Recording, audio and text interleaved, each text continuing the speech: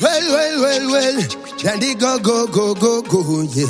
Jiwe, man. Mumoyo vakare merwawo. Pari kuda kurerukirwawo.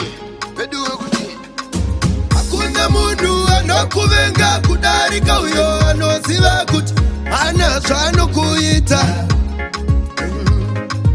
Hakuna munhu anokuvenga kudarika uyo anoziva kuti ana zvanokuita.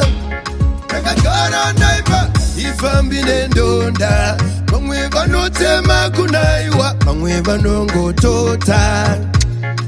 Andakazvireva handifambi nendonda, vamwe vanotema kunaiwa, vamwe vanongotota.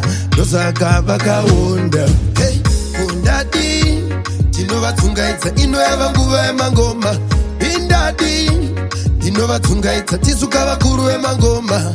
Kundadi tinovatungaidza ino yava nguva yemangoma.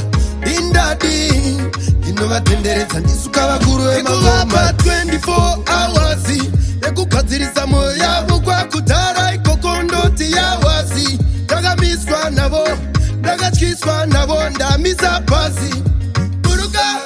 Buruka usare, ndandigo fam, ndandigo fam. Hey, kundadi tinovatungaidza ino yava nguva yemangoma. Indadi ndinovatungaidza tisuka vakuru vemangoma. Kundadi ndinovatungaidza ino yava nguva yemangoma.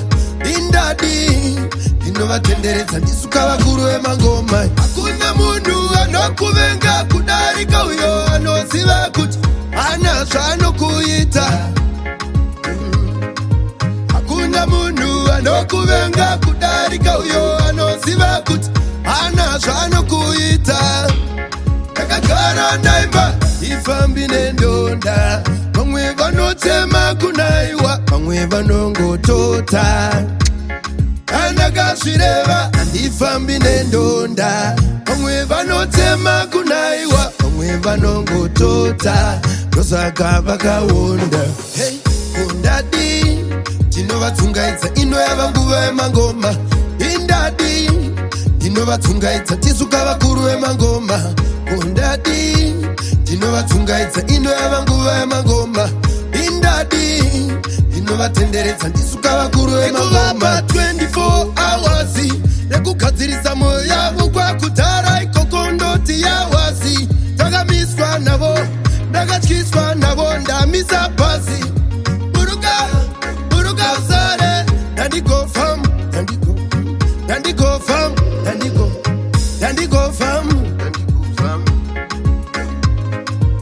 Iwe neni tine basa malo. Iwe neni tine basa kanengo.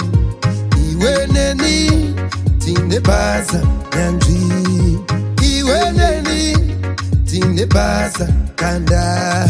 Kana zvaita takudya musazotivhindura. Kana zvaita muzodya musazotigumbura. Kana zvaita mukasadya ndomubamura. Kana zvaita kundadi tinovatungaidza ino yava nguva yemangoma.